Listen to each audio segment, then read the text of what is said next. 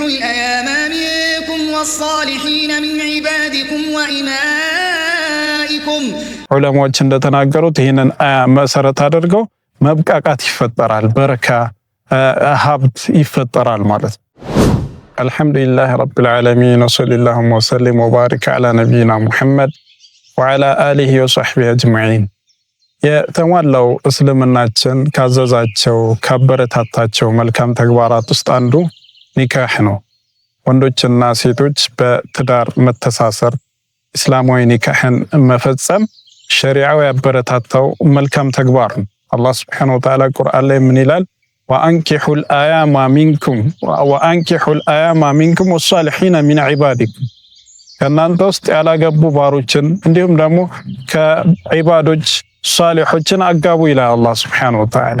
ኢንየኩኑ ፉቀራአ ዩግኒሁሙላህ፣ ካልቻሉ ድሆች ከሆኑ ራሱ አላህ ሱብሓነሁ ወተዓላ ያብቃቃቸዋል እስከ ማለት ነው የደረሰው ማለት። በኒካህ ምክንያት ዑለማዎች እንደተናገሩት ይህንን አያ መሰረት አድርገው መብቃቃት ይፈጠራል፣ በረካ ሀብት ይፈጠራል ማለት።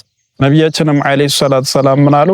ያ ማዕሸረ ሸባብ መን ኢስተጣዐ ሚንኩሙል ባአተ ፈሊየተዘወጅ፣ እናንተ ወጣቶች ሆይ የትዳርን ወጪ የቻለ ሰው ትዳርን መግፋት የሚችል ሰው ፈሊየተዘወጅ ያግባ ይላሉ ነቢያችን ሰለላሁ ዐለይሂ ወሰለም። ይሄ እንግዲህ ወጣቶችን ብቻ የሚመለከት ሆኖ አይደለም። ነገር ግን በተለይ ወጣቶች ለትዳር ተጋብዘዋል ማለት ነው።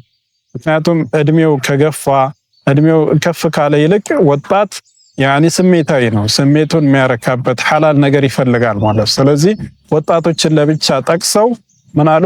ያ ማዕሸረ ሸባብ፣ እናንተ ወጣቶች እዚህ ወጣቶች ለትዳር ሊበረታቱ ይገባል ማለት ነው።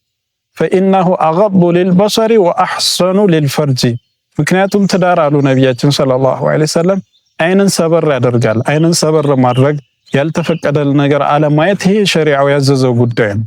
ከዛሊከ ወአሕሰኑ ሊልፈርጂ፣ ብልትንም እንደዚሁ ጥብቅ ንጹህ ያደርጋል ብላሉ ነቢያችን ዐለይሂ ሰላም። በመሆኑ ለትዳር በቂ ዝግጅት ያደረግን እንደሆነ ብዙ ነገሮችን ሳንደረድር ቶሎ ወደ ትዳር ልንገባ ይገባል ማለት። አንዳንድ ሰዎች ትዳር ከመመስረቴ በፊት ቤት ልግዛ፣ ከትዳር በፊት መኪና ሊኖረኝ ይገባል፣ ከትዳር በፊት በወር ይህን ያክል ገንዘብ ላገኝ ይገባል ይልና ከትዳር ራሱን እያራቀ በትዳር መርካት የሚችለውን በትዳር ከባለቤቱ ጋር ተብቃቅቶ ተቻችሎ ቤተሰባዊ ፍቅር መስረት የሚችልበትን በጣም ብዙ ጊዜያት እያራቀ ከዚህ ህይወት በጣም እየቆየ ይሄዳል ማለት ነው።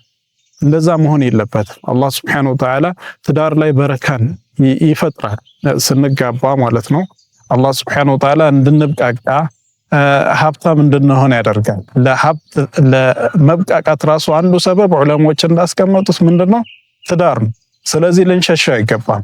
ሰበብ ካለን ራሳችንን እንችል ከሆነ እንዲሁም ደግሞ የትዳር ጓደኛችን ማብላት፣ ማልበስ፣ መሰረታዊ ነገሮችን ማሟላት ምንችል ከሆነ ወደ ትዳር ቶሎ ብለን ልንገባ ይገባል። هذا وصلى الله وسلم وبارك على نبينا محمد وعلى آله وصحبه أجمعين والحمد لله رب العالمين. نصيحتي إسلام يوقت له